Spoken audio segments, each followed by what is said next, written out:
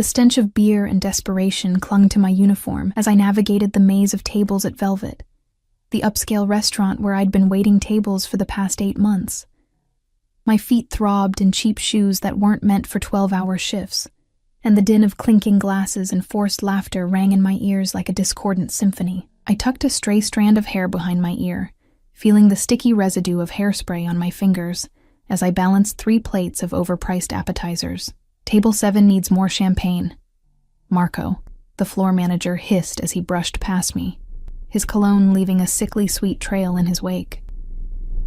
I nodded, keeping my eyes down. Stay invisible. Do the job. Get paid. The mantra repeated in my head like a prayer. Tonight was different, though. The air felt charged, like the moment before lightning strikes. Security men in dark suits had appeared an hour ago, scanning the restaurant with cold, calculated eyes. They'd spoken in hushed tones with the owner, who'd immediately closed the rooftop section to regular patrons and sent 3 waiters home. I'd been reassigned to the now private area, along with Sasha, a veteran server who knew better than to ask questions. "Someone important's coming," Sasha had whispered, adjusting her tight black dress. Like, seriously important. The kind of important where you don't make eye contact unless they speak to you first. I didn't need the warning. After growing up in a neighborhood where power was measured by how many people crossed the street when they saw you coming, I knew when to make myself scarce. But tonight, there was no escaping whatever, or whoever, was about to arrive. I heard them before I saw them, the subtle shift in the restaurant's rhythm, conversations dimming, the staff straightening their postures as if pulled by invisible strings. Then the security detail entered, their faces expressionless as they positioned themselves strategically around the rooftop. And then he walked in. The world seemed to slow, sounds muffling as if I'd been plunged underwater. He wore darkness like a second skin. A tailored black suit that probably cost more than my yearly rent, shoes polished to a mirror shine. But it wasn't his clothes that made my breath catch in my throat. It was the way he moved, with the casual confidence of a predator who had never needed to question his place at the top of the food chain. His face was all sharp angles and perfect symmetry, like something carved from marble by an artist obsessed with beauty and danger in equal measure. Dark hair, styled with just enough carelessness to seem effortless. Eyes that calculated everything and revealed nothing. "Alessia," Sasha nudged me, breaking the spell.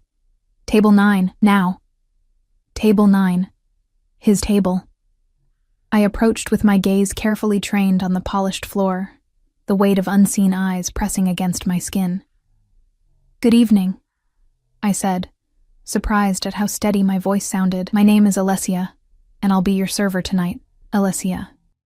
The way he said my name, like he was tasting it, sent an involuntary shiver down my spine. I forced myself to look up, meeting his gaze for just a heartbeat before dropping my eyes again. In that brief moment, I saw something flash across his features. Recognition? Interest? Whatever it was, vanished behind a mask of practiced indifference.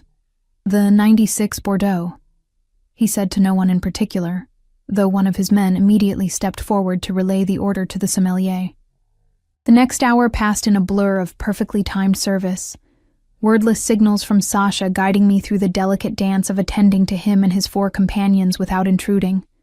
They spoke in low tones, occasionally switching to what sounded like Russian or Italian, conversation stopping whenever I approached. I was refilling water glasses when I first noticed them, 2 men at a table near the bar, their casual postures betrayed by the tension in their shoulders and the way their eyes kept drifting to our section. One adjusted his jacket, revealing the unmistakable bulge of a concealed weapon. My heart rate doubled. Growing up with a father who'd worked security for people he never named, I'd learned to recognize danger in all its forms. These men weren't restaurant security or random patrons. They were watching, waiting, for him. The realization was like ice water in my veins. Whatever was happening, I didn't want to be caught in the middle. I could finish my shift, go home, and pretend I hadn't seen anything. That's what any sane person would do. But as I turned back to the table, my eyes met his. For a split second, something passed between us, an electric current of understanding. He knew I'd seen something. And worse, he knew that I knew. His hand moved beneath the table, and I glimpsed the cold gleam of metal. A gun. My throat constricted, panic rising like bile as I forced myself to continue serving, hands trembling slightly as I placed fresh bread on the table. "Anything else, sir?" I managed to ask, surprised at how normal I sounded. He tilted his head, studying me with the intensity of someone trying to solve a complex equation. "You seem nervous, Alessia." His voice was rich, accented but perfect in its enunciation, with the faint rasp of someone who commanded rather than requested. I felt the weight of his name, though he hadn't offered it, recognized the power even without knowing its source. "I'm fine," I lied, the words sticking in my suddenly dry throat. His lips curved into a smile that didn't reach his eyes. Liar. The accusation hung between us, soft enough that only I could hear it. One of his companions glanced at me, then quickly away, as if afraid to show interest in something that had caught his boss's attention. I excused myself, retreating to the kitchen where I pressed my back against the cool tile wall, trying to slow my racing heart. The two men were still watching. Whatever was about to happen, it wouldn't end well. I thought of my sister Lily, only 16 and depending on me since our parents died last year. I thought of the stack of unpaid medical bills from Mom's final months, the second job I'd taken to keep our apartment. I couldn't afford to lose this job. I couldn't afford to get involved. Yet something pulled me back to the rooftop, to his table, to those eyes that seemed to see through every defense I'd built. As I cleared plates from a neighboring table, I made my decision. Pulling a small notepad from my apron pocket, I scribbled quickly. "They're watching you. Act normal. 2 men near bar, armed." I folded the note into a tiny square, palming it as I returned to his table with the dessert menu. "Our special tonight is a chocolate soufflé with raspberry coulis," I said, placing the menu before him and discreetly sliding the note beneath. His hand covered mine for the briefest moment, warm and unexpectedly gentle. When he pulled away, the note was gone and his expression hadn't changed.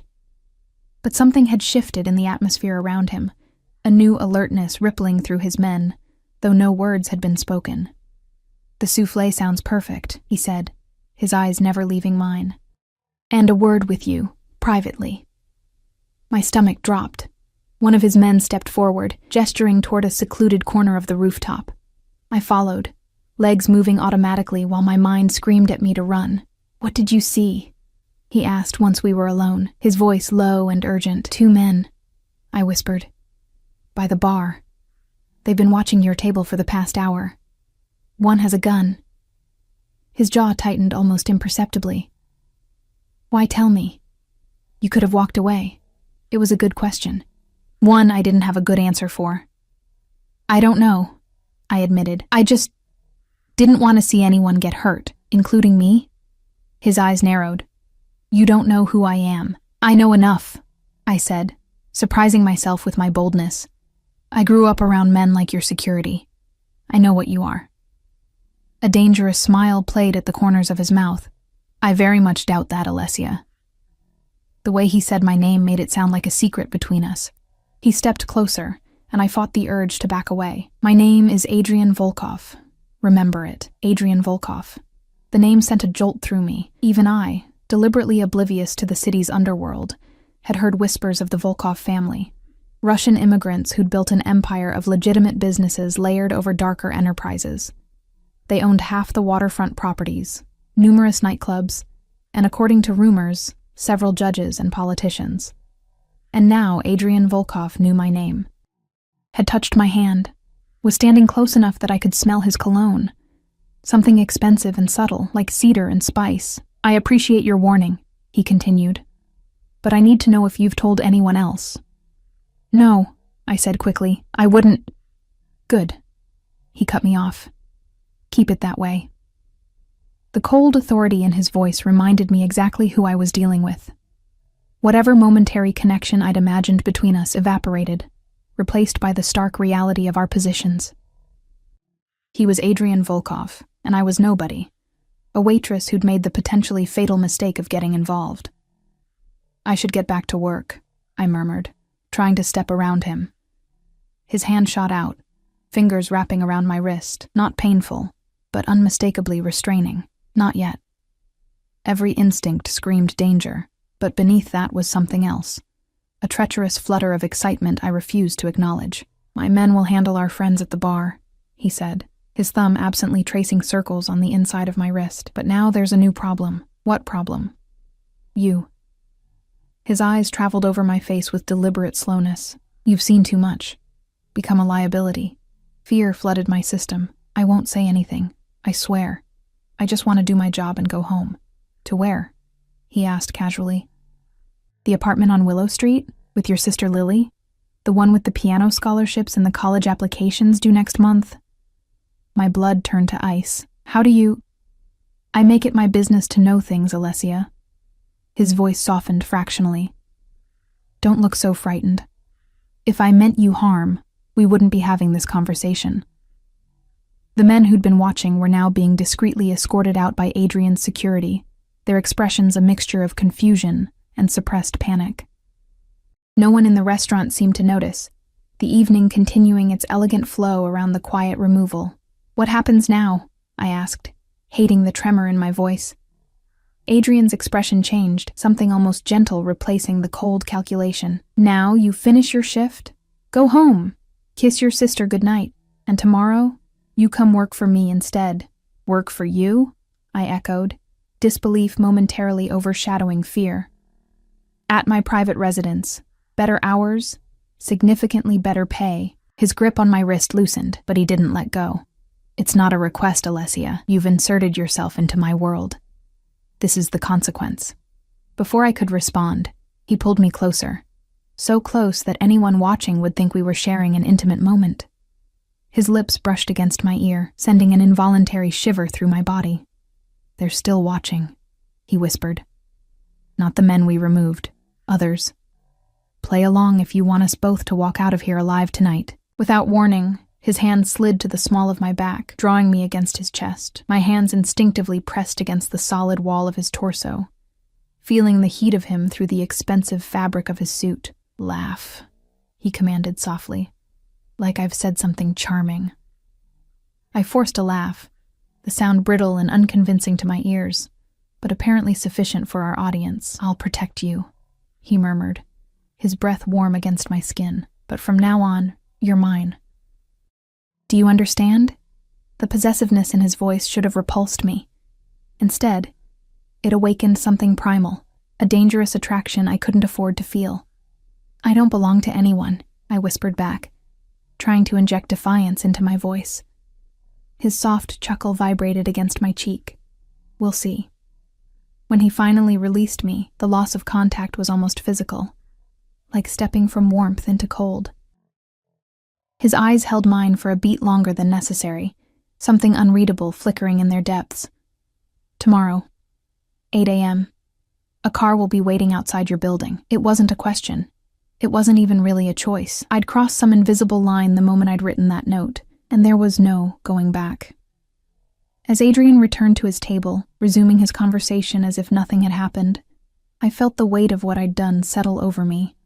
I'd saved him from whatever threat those men had posed, but at what cost to myself? I moved through the rest of my shift like a sleepwalker, delivering dishes and clearing plates on autopilot. Adrian and his entourage departed shortly after our encounter, but not before he pressed something into my hand during a final champagne service.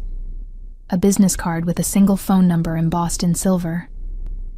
"If anything happens before tomorrow," he'd murmured, his fingers lingering against mine. Now, as I clutched the card in my pocket like a talisman, I wondered what exactly I'd set in motion.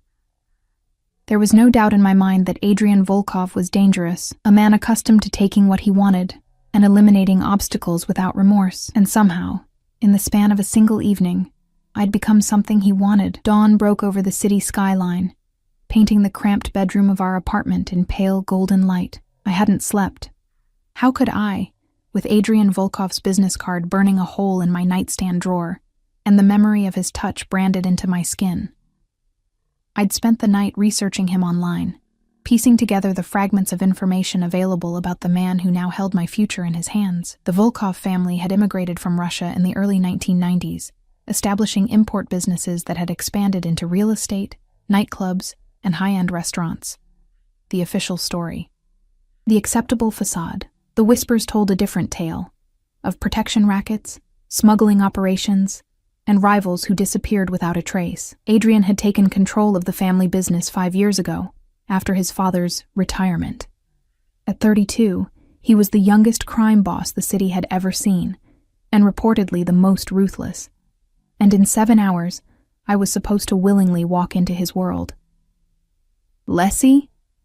My sister's sleepy voice pulled me from my thoughts. Lily stood in the doorway, her dark hair tangled from sleep, looking younger than her 16 years in oversized pajamas. "You're up early." I forced a smile. "Big day? New job opportunity?" Her eyes widened. "Really? That's amazing." "Where?" The lie formed easily. "Private event staffing, better pay, more regular hours." "So you won't have to work nights anymore?" Hope brightened her features, making guilt twist in my stomach. Since our parents' death, Lily had spent too many evenings alone while I worked double shifts. "That's the plan," I said, reaching out to smooth her hair. "Maybe we can finally get that piano tuned." Her smile was worth every risk, every compromise. After losing both parents, Dad to a heart attack, Mom to cancer just months later, Lily was all I had left. Every decision, every sacrifice was for her, to ensure she finished school, went to college, had opportunities I'd never get. "I made coffee," she offered, padding toward the kitchen. I followed her, watching as she moved around our tiny kitchen with the grace she usually reserved for the piano. She'd been taking lessons since she was 6, showing a talent that had earned her a prestigious scholarship. Mom and Dad had been so proud. "I have an audition next Friday," Lily said, handing me a chipped mug. "For the summer program at Westmore Academy. Ms. Daniels thinks I have a real shot." Westmore. One of the most exclusive arts programs in the country. If she got in, it would open doors to conservatories, perhaps even Juilliard eventually. It would also cost money we didn't have, scholarship or not. I sipped my coffee, a plan forming. Whatever Adrian Volkov wanted from me, whatever job he was offering, it would pay well. Enough, perhaps, to give Lily the future she deserved. "You'll get in," I said with conviction, "and we'll make it work." After Lily left for school, I stood in front of the bathroom mirror, scrutinizing my reflection. Dark circles shadowed my eyes, testament to a sleepless night. My hair, the same rich brown as Lily's, hung limp around my face. I looked exactly like what I was, a 24-year-old waitress running on exhaustion and cheap coffee. What could someone like Adrian Volkov possibly want with me? The obvious answer made my stomach clench. Men like him took what they desired without consideration for the wants or needs of others. But something about our interaction had felt different. The way he'd spoken about protection, about my sister. The gentle pressure of his hand against mine. I was still puzzling over it when my phone chimed with a text from an unknown number. "Car outside. Now." My heart lurched. It was only 7:30, half an hour early. A test, perhaps, to see how I'd respond to the unexpected. I dressed quickly in the nicest clothes I owned, black slacks and a cream blouse I'd bought for job interviews, paired with the only decent shoes in my closet. Professional, but unremarkable. Invisible. The car waiting outside was neither. Sleek, black, and conspicuously expensive, it hummed at the curb like a predator at rest. The driver, a broad-shouldered man with a military haircut, stepped out as I approached. "Ms. Conti," he said, his voice neutral as he opened the rear door. I hesitated, one foot on the curb, the weight of choice pressing down on me. I could turn around, walk away, pretend last night had never happened. The driver seemed to read my thoughts. "Mr. Volkov doesn't appreciate being kept waiting, Ms. Conti." I slid into the car's leather interior, the door closing behind me with a soft final click. The journey took us from my working-class neighborhood toward the wealthy northern suburbs, where gated communities housed the city's elite. We finally turned onto a private road that wound through manicured grounds, eventually revealing a sprawling mansion set against the backdrop of dense forest. Modern but with classic elements, the house resembled a contemporary castle, all clean lines, glass, and stone. Security cameras were discreetly positioned throughout the grounds, and I noticed at least 2 men patrolling the perimeter as we approached. The driver escorted me to an imposing front door, where a woman in her 50s waited. Dressed in a simple black suit with her silver hair pulled back in a severe bun, she exuded efficiency and authority. "Ms. Conti," she said, her accent faintly Eastern European. "I am Mrs. Petrov, Mr. Volkov's household manager. Come." I followed her through a soaring entryway into a house that felt more like a museum than a home. All polished surfaces and expensive art, not a single item out of place. The air smelled of lemon polish and something subtly masculine, the same cedar and spice I'd detected on Adrian the night before. Mrs. Petrov led me to a study at the back of the house, a room dominated by floor-to-ceiling windows overlooking a pristine garden. "Wait here," she instructed. "Mr. Volkov will join you shortly." Alone, I gravitated toward the windows, taking in the view of sculptured hedges and a stone path leading to what appeared to be a private lake in the distance. Money and power displayed in every detail. "It's been in my family for 3 generations," Adrian's voice came from behind me. I turned to find him standing in the doorway, looking even more formidable in daylight. He'd traded last night's formal suit for dark trousers and a white button-down shirt, sleeves rolled to reveal forearms corded with muscle. Without the distraction of the restaurant's chaos, I could fully appreciate how dangerously attractive he was, the kind of beauty that warned rather than welcomed. "The estate," he clarified, moving into the room with the fluid grace of a predator. "My grandfather built it after emigrating from St. Petersburg. He wanted something that reminded him of home." I remained silent, uncertain how to respond. This wasn't the conversation I'd expected to have. Adrian studied me, his eyes taking in my carefully chosen outfit, lingering briefly on the pulse point at my throat before meeting my gaze. "You look tired, Alessia. I didn't sleep well," I admitted. A ghost of a smile touched his lips. "No, I don't imagine you did." He gestured to a seating area. "Sit, please." I perched on the edge of an armchair, while Adrian took the sofa opposite, his posture relaxed but alert. Between us stood a glass coffee table holding a slim folder. "Do you know why you're here?" he asked, his tone conversational. "You said something about a job," I answered carefully. "But I don't understand what kind of work you could possibly want me to do." Adrian leaned forward, opening the folder. Inside were photographs, surveillance images of me leaving work, entering my apartment building, shopping at the corner market with Lily. My breath caught in my throat. "You've been watching me." It wasn't a question. "For approximately 12 hours, he confirmed, remarkably matter-of-fact. Standard procedure when someone enters my orbit unexpectedly. "And my sister?" Fear sharpened my voice. "Have you been watching her too?" Something flickered across his features. Not quite sympathy, but perhaps understanding. "Your concern for her is admirable. And yes, by extension, we've observed her movements as well. Lily Conti, piano prodigy, straight-A student. Applied for early admission to Berklee College of Music and waiting to hear about the Westmore summer program. Each detail was like a knife twisting in my chest. He knew everything about us, our vulnerabilities, our dreams. "What do you want from me?" I asked, my voice barely above a whisper. Adrian closed the folder and leaned back, studying me with those penetrating eyes. "Initially, exactly what I said last night. For you to work here, in my home. I need someone I can trust to handle certain aspects of my private life. Someone observant. Someone discreet." His lips curved in a cold smile. "Someone who notices armed men in a crowded restaurant and has the courage to warn a stranger." "I'm a waitress," I said. "Not a... whatever you're looking for. You're underestimating yourself." His tone was almost gentle. "You're intelligent, resourceful, and you understand survival in a way most people never have to learn. These are valuable qualities. The compliments, unexpected and oddly specific, threw me off balance. So, you want me to be what? A personal assistant?" "Among other things." He paused, seeming to choose his next words carefully. "The men from last night were connected to a rival organization. They've been watching me for weeks, looking for weaknesses, patterns they could exploit. Thanks to your warning, we were able to identify and neutralize the immediate threat. But the situation is ongoing." A chill ran through me as I began to understand. "You want me to help you identify more of these people?" Adrian shook his head. "I want you to help me create a diversion. A change in my patterns that will confuse their surveillance." "How?" He fixed me with a steady gaze. "By being seen with me, publicly, frequently, as someone important to me." The implication hung in the air between us.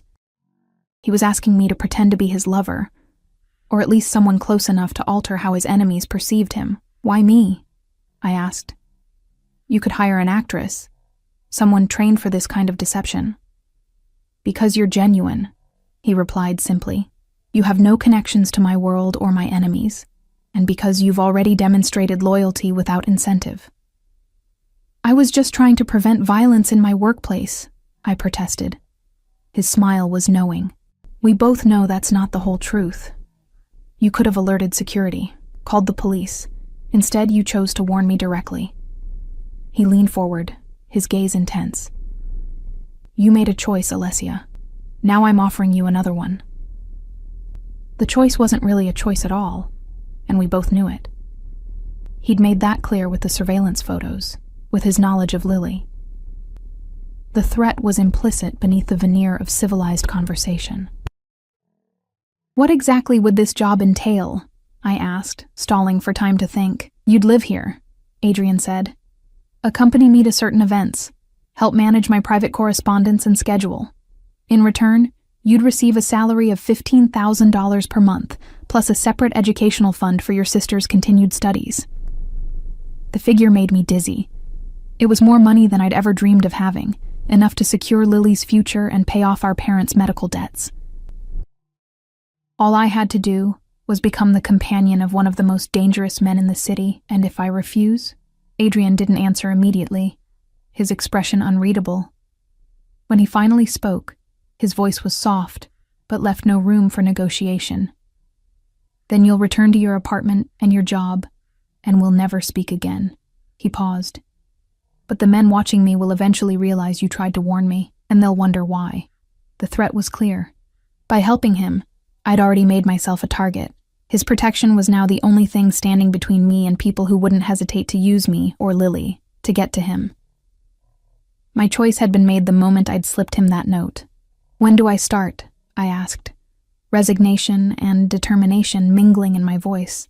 Adrian's expression softened fractionally. "You already have." The next 3 days passed in a whirlwind of adjustments. Mrs. Petrov showed me to a suite of rooms in the east wing of the mansion, a bedroom larger than my entire apartment, connected to a private bathroom with marble fixtures, and a walk-in closet already filled with clothes in my size. I tried not to think about how Adrian knew my measurements, or when he'd arranged for the wardrobe to be prepared. Explaining the situation to Lily had been its own challenge. I'd constructed a story about a live-in personal assistant position for a wealthy businessman, emphasizing the salary and benefits. She'd been suspicious at first, my sudden career change too convenient, too perfect, but her doubts faded when Adrian arranged for a car to take her to and from school each day, and when the first payment appeared in our bank account. "You're like Cinderella," she'd joked during her first visit to the mansion, eyes wide as she took in the opulence. "Except your prince is kind of terrifying." She wasn't wrong. Adrian remained an enigma, simultaneously distant and intensely focused. Some days he barely acknowledged my presence as I learned the rhythms of his household, the security protocols, the stream of visitors who came and went through a private entrance, the coded conversations I was expected to ignore. Other days he'd appear suddenly at my side, asking pointed questions about my observations or opinions. Today marked my first public appearance with him. A charity gala at the city's art museum, where the Volkov family was apparently a major donor. Mrs. Petrov had laid out a gown on my bed. Midnight blue silk that flowed like water. Elegant but understated, the message was clear. Beautiful enough to be on Adrian Volkov's arm, not striking enough to draw attention away from him. I was applying mascara when a knock came at my door. I expected Mrs. Petrov with last-minute instructions, but instead found Adrian himself, resplendent in a tuxedo that emphasized his broad shoulders and lean waist. "You're not ready." His voice held no accusation, merely observation. "Another 10 minutes," I replied, fighting the urge to cross my arms over my silk robe. "I didn't expect you personally." His eyes traced over me with clinical detachment. "We need to discuss your role tonight." "May I come in?" I stepped aside, acutely aware of his presence as he entered my space, the first time he'd done so since I'd moved in. He remained standing as I returned to the vanity mirror, resuming my makeup application with hands that weren't quite steady. "The people we'll meet tonight believe we've been involved for several weeks," he said, watching my reflection. "Private, discreet, but serious enough that I'm now introducing you to my public world. You'll need to be comfortable with physical contact, familiar gestures." I met his gaze in the mirror. "You want me to pretend to be your girlfriend?" "My lover," he corrected, the word sending an involuntary shiver through me. "There's a difference." I put down my mascara, turning to face him directly. "And what is that difference exactly?" Something dangerous flickered in his eyes. "A girlfriend implies a certain conventional relationship, dates, meeting friends, future plans." He took a step closer. "What I need to project is something more primal. Possession. Obsession." Heat bloomed in my cheeks. "I'm not sure I can convincingly act that part." "You won't be acting." His voice dropped lower, intimate. "You'll be responding. To me." Before I could process his meaning, Adrian closed the distance between us, one hand sliding to my waist while the other tilted my chin upward. I froze, heart hammering against my ribs as his thumb traced my lower lip. "Your pulse is racing," he observed softly. "Your pupils are dilated. Your breathing has changed." His eyes locked with mine, mesmerizing in their intensity. "Your body already knows how to respond to me, Alessia. All you need to do is stop fighting it." I should have pulled away, should have reminded him that this was a business arrangement, not whatever game he was playing. Instead, I remained motionless, captivated by the heat of his palm against my skin and the scent of him enveloping me. "Tonight, when I touch you like this," his fingers skimmed along my jawline, feather light, "you'll lean into it. When I whisper in your ear, you'll smile as if I've said something that delights you. When my hand rests on your lower back," his palm demonstrated, warm through the thin silk of my robe, "you'll move closer, not away." Each point of contact between us sent electric currents through my body, awakening sensations I'd tried to suppress since our first meeting. This close, I could see the flecks of gold in his dark eyes, the faint scar that bisected his left eyebrow, the perfect curve of his mouth. It would be so easy to surrender to the attraction, to let physical desire override the warning bells clanging in my mind. "And if someone asks how we met?" My voice emerged huskier than intended. His lips curved into a smile that transformed his severe features, making him appear younger, almost boyish. "We tell the truth. You were my waitress. You caught my attention. I couldn't stay away." The last part didn't feel like pretense, and that realization was more terrifying than anything else about my situation. Whatever game Adrian Volkov was playing, it went beyond security concerns or public appearances. He released me, stepping back with practiced ease. "Finish getting ready. The car leaves in 20 minutes. As he turned to go, a question escaped me. Adrian. His name felt foreign on my tongue. "What happens if I'm recognized tonight? I've waited tables for half the wealthy people in this city." He paused at the door. "If anyone mentions it, we acknowledge it. Part of your appeal is your authenticity, Alessia. You're not from my world. That makes you interesting to them." His expression hardened slightly. "And it makes you valuable to me."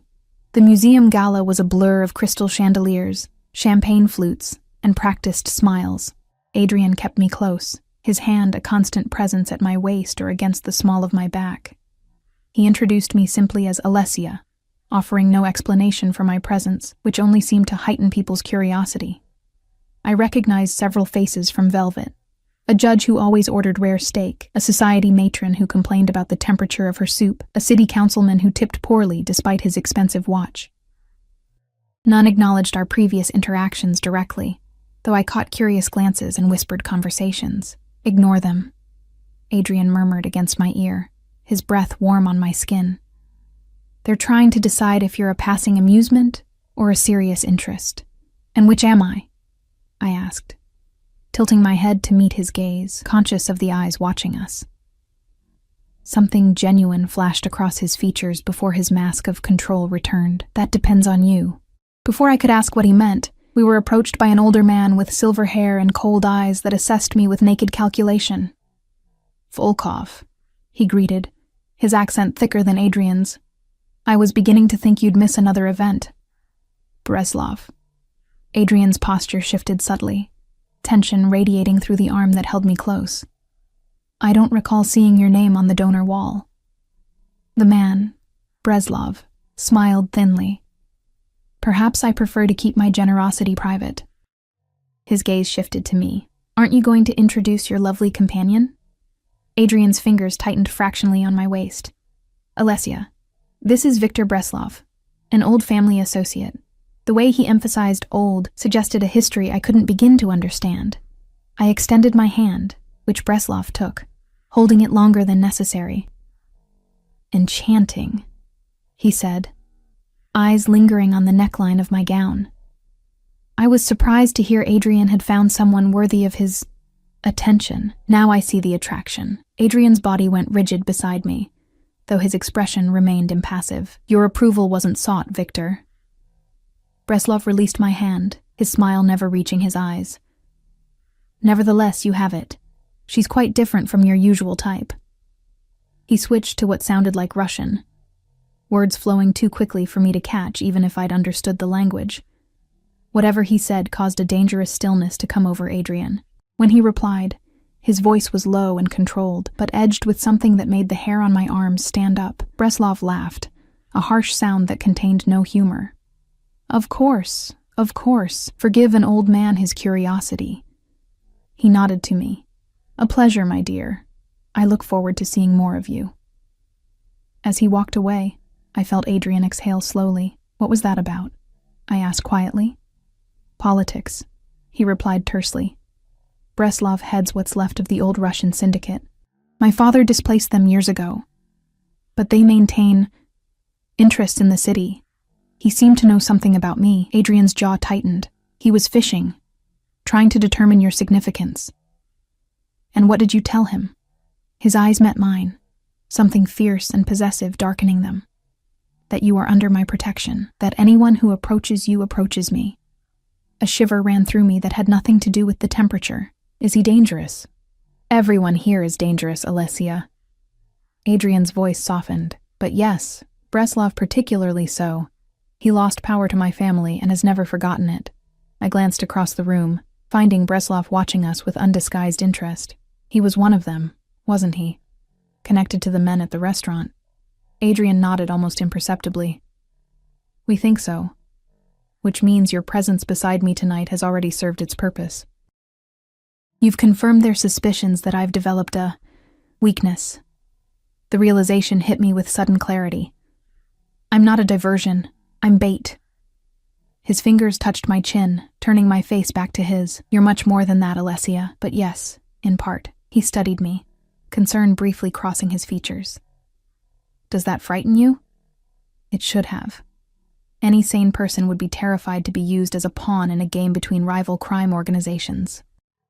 But what frightened me more was the realization that I trusted Adrian to protect me, a man I barely knew, whose world was built on violence and control. "No," I answered truthfully. "What frightens me is that I'm starting to forget this isn't real." Something vulnerable flashed in his eyes, gone so quickly I might have imagined it. "Who says it isn't?" Before I could respond, he led me toward the dance floor, where couples moved in elegant patterns beneath the museum's soaring dome.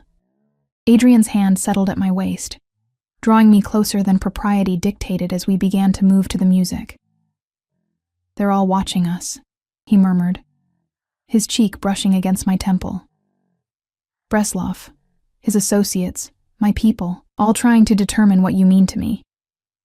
And what do I mean to you? I asked, the question escaping before I could reconsider. His hand splayed possessively across my lower back, heat radiating through the thin fabric of my gown. You're becoming a complication I didn't anticipate. It wasn't an answer, yet somehow it revealed more than a direct response might have. In Adrian's world, complications were dangerous, to be eliminated, not embraced. Yet here I was, in his arms, more entangled in his life with each passing day. As the music swelled around us, I made a decision. If I was to survive this game, I needed to play it on my own terms. I leaned into him, letting my body melt against his, my hand sliding from his shoulder to the nape of his neck in a gesture that couldn't be mistaken for anything but intimate familiarity. Adrian's eyes darkened, his steps faltering momentarily before he regained control.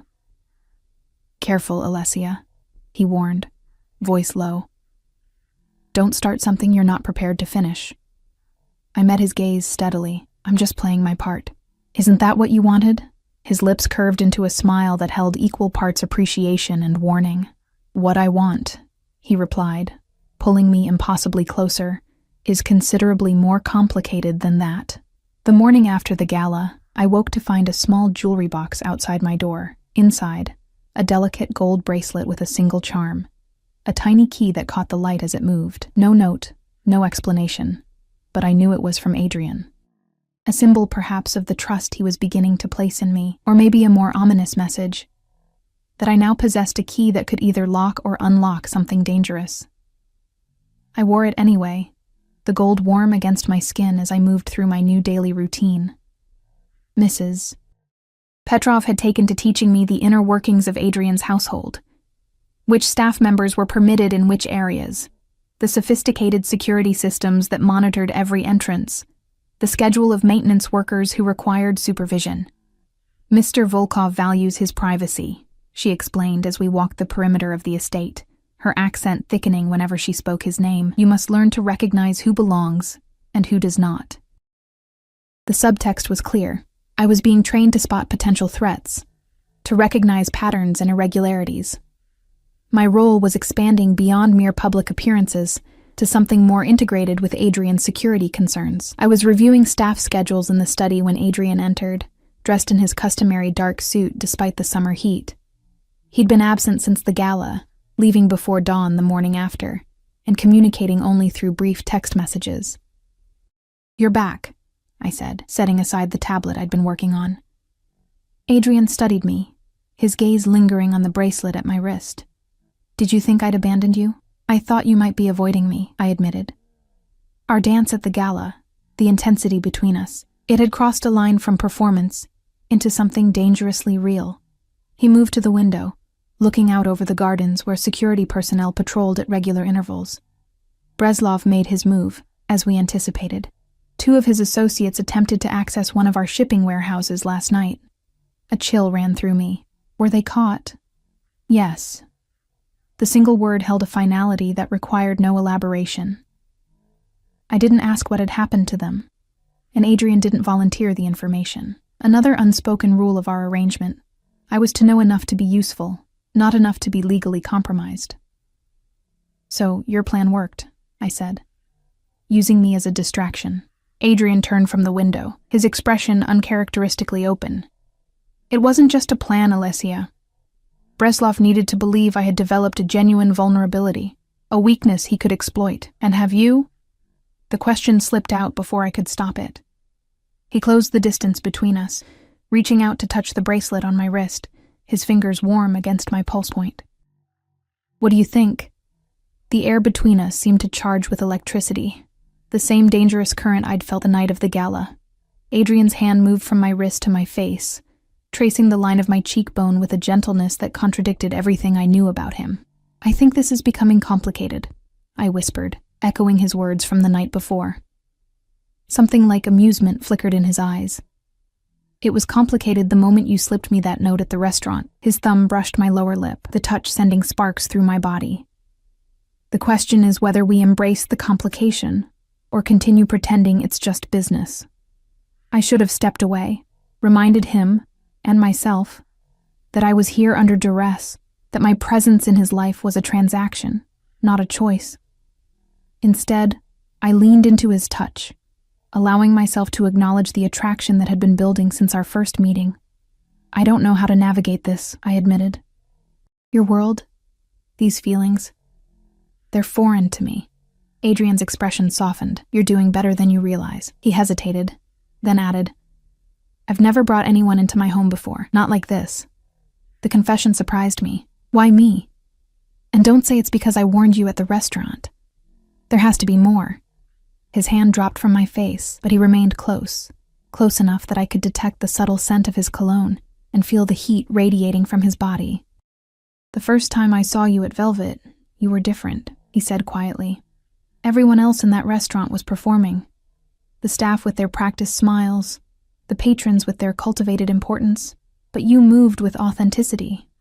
Genuine grace under genuine pressure. A ghost of a smile touched his lips. And then you looked at me, really looked, in a way no one has in years. Not as a Volkov, not as a power to be feared or courted, but as a person you were assessing on your own terms. I remembered that moment, our eyes meeting across the crowded restaurant. The jolt of recognition that had passed between us before I'd dropped my gaze. You were watching me before that night, I realized, before I ever noticed you.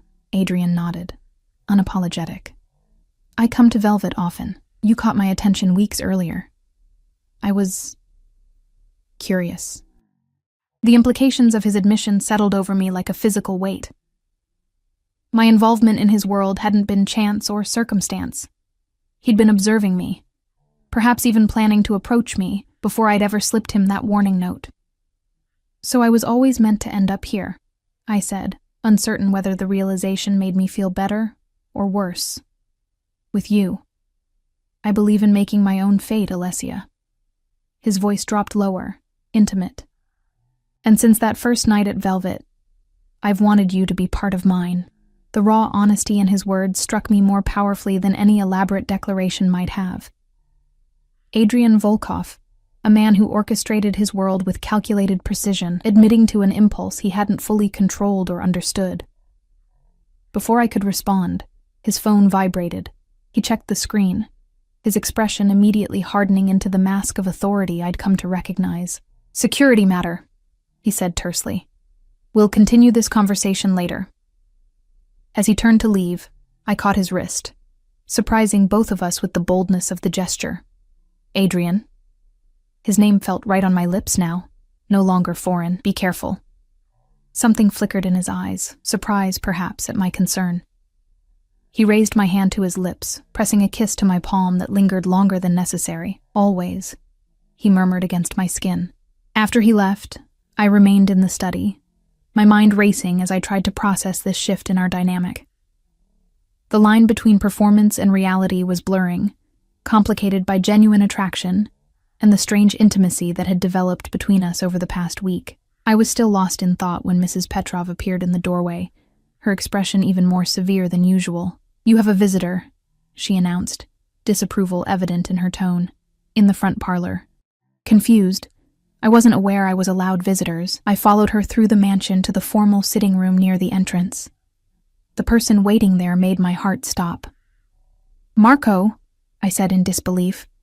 Marco Rivera, the floor manager from Velvet, stood awkwardly in the center of the room, looking distinctly out of place among the antique furniture and artwork. His normally immaculate appearance was disheveled, his eyes darting nervously around the space.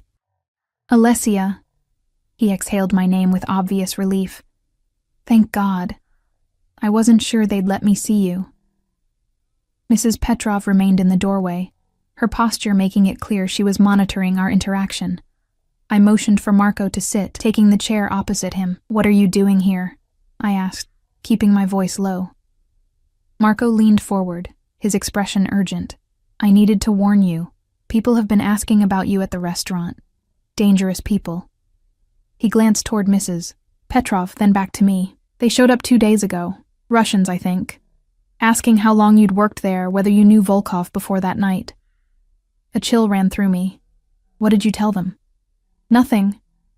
I said you'd quit without notice, that I didn't know anything about your connection to Volkov.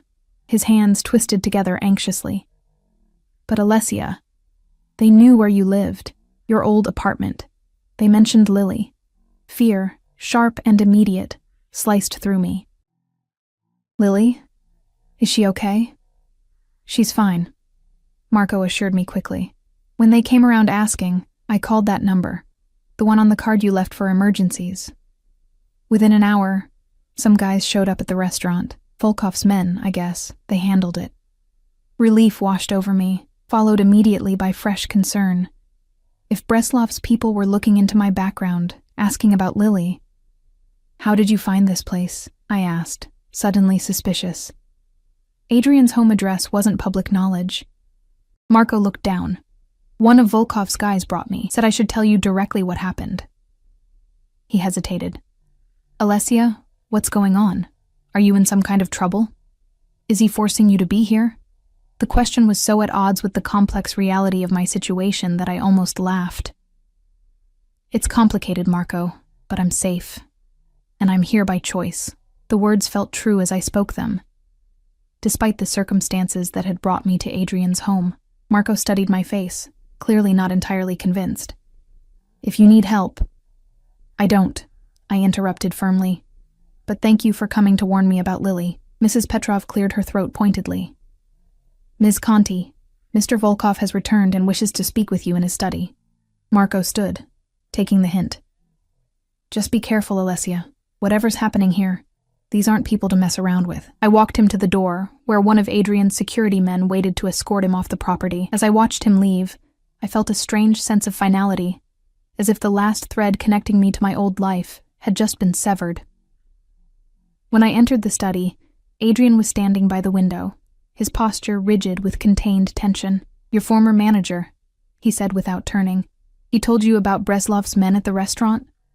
Yes, I confirmed. And that they mentioned Lily. Adrian turned then, his expression grave.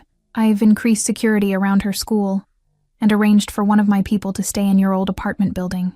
She'll be protected, Alessia, I promise you that. The sincerity in his voice should have comforted me, but it only heightened my awareness of the danger I'd brought into my sister's life. This isn't what I signed up for, I said quietly. Lily being threatened because of my connection to you. No, Adrian agreed, moving closer. It's not. And if you want out, I'll arrange it. New identities, a new city, enough money to start over. His eyes held mine, unexpectedly vulnerable, but I'd prefer you stay. His honesty disarmed me. He was offering me freedom, a chance to escape with my sister, to leave his dangerous world behind, and yet, I don't want to run, I admitted, surprising myself with the truth of it. But I need to know Lily will be safe. Adrian reached for me then, his hands framing my face with unexpected gentleness. I will protect what's precious to you as if it were precious to me, he promised, his voice low and fervent. No harm will come to her, or to you. Not while I draw breath. I believed him. God help me, I believed him. 3 days after Marco's visit, Adrian took me to see Lily. We met at a private room in an upscale restaurant downtown, neutral territory that wouldn't expose my sister to Adrian's home or the full extent of his security apparatus. Lily was already waiting when we arrived, her eyes widening as she took in Adrian's imposing presence beside me. So you're the boss, she said bluntly, extending her hand with the fearlessness of youth. The one who's been keeping my sister so busy. Adrian's lips curved into the ghost of a smile as he shook her hand. And you're the pianist. Alessia speaks of you often. I watched their interaction with a mixture of anxiety and fascination, my two worlds colliding in ways I'd never anticipated. Adrian treated Lily with a respectful attentiveness I'd rarely seen him extend to others, asking genuine questions about her music and studies, listening to her responses with actual interest rather than polite pretense. You should hear her play, I told Adrian as our meals arrived. She's incredible. Lily blushed, pushing food around her plate. The Westmore audition is in 2 days. I'm still not sure my Chopin is ready. You'll be perfect, I assured her, reaching across the table to squeeze her hand. Adrian observed our exchange, something unreadable passing across his features. I have connections at Westmore, he said casually. If you'd like, I could... No, Lily interrupted, surprising both of us with her firmness. Thank you, but no. I want to get in on my own merits.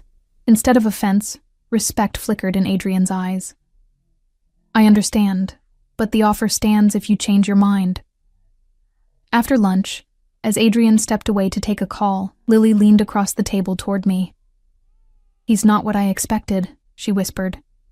The way he looks at you, it's like you're the only person in the room. Heat crept up my neck. It's complicated. Life usually is. She studied me with eyes too perceptive for her age. You've changed, Leslie. You seem, I don't know, more confident, less afraid. Her observation startled me, but I realized she was right. The constant anxiety that had been my companion since our parents' deaths, the fear of not being able to provide, of failing her, had receded. Not because of Adrian's wealth or protection, but because of how he'd drawn out a strength in me I hadn't known I possessed. Are you happy? Lily asked directly. The question caught me off guard. Was I happy? The word seemed inadequate for the complex emotions I'd experienced since entering Adrian's world. Desire, fear, exhilaration, belonging, all intertwined in ways I couldn't fully unravel. I'm becoming who I need to be, I answered honestly. And yes, in ways I didn't expect, I think I am happy. Her smile was knowing beyond her years. Then that's all that matters. Later that night, as Adrian's driver took us back to the estate, I found myself watching his profile in the dim light of the car's interior. The sharp line of his jaw, the focused intensity in his eyes as he reviewed something on his phone, the way his presence filled the space around him without effort. Thank you, I said quietly, for today. For being kind to Lily. Adrian set his phone aside, his gaze meeting mine. She's remarkable, very much like her sister. He paused, something vulnerable crossing his features. My father would have disapproved of today. Mixing family with business. He considered it a weakness. Is that what I am to you? Business? The question hung between us, loaded with all the unspoken tensions and attractions of the past weeks. Adrian reached across the seat, his fingers intertwining with mine with a naturalness that belied the complexity of our relationship. You haven't been just business since the moment you slipped me that note, he admitted. Perhaps even before. The weight of his words settled over me, warming places that had been cold for too long. We rode the rest of the way in silence, our hands still joined, the contact saying more than words could articulate. When we arrived at the estate, Adrian surprised me by leading me not to the main house, but to a smaller structure nestled among the gardens, a glass conservatory filled with rare orchids and tropical plants, illuminated by soft lights that created an otherworldly atmosphere. This was my mother's, he explained, guiding me along a stone path between exotic blooms. Before she died, it's the one place on the property my father never entered. I understood the significance of him bringing me here, showing me something personal, a glimpse of the man beneath the calculated exterior of Adrian Volkov, crime boss and feared enforcer. It's beautiful, I said, trailing my fingers over a delicate purple blossom. Peaceful. Adrian watched me move through the space, his expression softening in a way I'd rarely seen. I come here when I need to remember there's beauty in the world, he said quietly. When the weight of family obligations and necessary violence becomes too heavy, the admission, so honest, so unexpectedly vulnerable, touched something deep within me. Without thinking, I moved toward him, closing the distance between us until we stood merely inches apart. Thank you for showing me this, I whispered, for letting me see this part of you. His hand rose to my face, fingertips tracing my cheekbone with a reverence that made my heart race. You see more of me than anyone has in a very long time, Alessia. The tension between us, building for weeks in glances and careful touches, finally crested like a wave breaking against shore. I leaned into him as his mouth found mine, the kiss gentle at first, then deepening with an intensity that made me cling to his shoulders for support. His arms encircled me, pulling me against the solid wall of his chest, one hand tangling in my hair as the other pressed against the small of my back. It felt inevitable, this surrender to what had been growing between us since that first night at the restaurant. Not just desire, though that burned hot and insistent where our bodies pressed together, but a recognition of finding someone who understood the shadows we each carried, the compromises we'd made to protect what we loved. When we finally broke apart, both breathless, Adrian rested his forehead against mine, his eyes closed as if savoring the moment. "This complicates everything," he murmured, echoing our earlier conversations. I smiled, feeling strangely light despite the weight of implications. "I think we were complicated from the start." His answering smile, rare and genuine, transformed his face, revealing the man who might have existed in another life, one untouched by family legacies and underworld politics. The peace of the moment shattered as Adrian's phone vibrated. The change that came over him was immediate, his posture straightening, expression hardening as he read the message on the screen. "What is it?" I asked, recognizing the signs of trouble. "Breslov," he answered tersely. "He's made another move, this time against someone under my protection." Cold fear gripped my chest. "Lily?" "No," Adrian assured me quickly.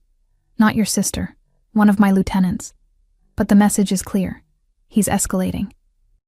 The reality of Adrian's world crashed back into the intimate bubble we'd created, a harsh reminder that our relationship existed within the context of power struggles and violent retribution. "What will you do?" I asked, already knowing the answer but needing to hear it. Adrian's eyes met mine, unflinching. "What's necessary? Breslov has violated the understanding between our organizations. There must be consequences." I nodded, accepting this part of him even as it frightened me. "When?" "Tonight." He touched my face gently, a contrast to the deadly intent now evident in his bearing. "Go back to the house, Alessia. Stay with Mrs. Petrov. I'll return when it's done." As he turned to leave, I caught his arm. "Adrian." His name felt right on my lips, intimate and familiar now. "Be careful." Something fierce and possessive flashed in his eyes.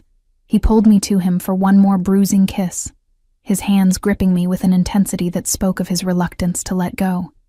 "Always," he promised against my lips. The night that followed was the longest of my life.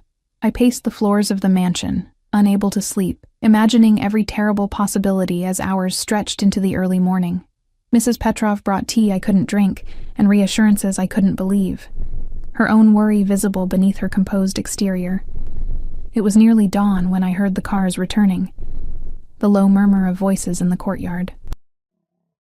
I rushed to the window, relief flooding through me as I spotted Adrian emerging from a black SUV, apparently unharmed. Our eyes met across the distance as he looked up at my window, a silent communication passing between us before he disappeared into the house.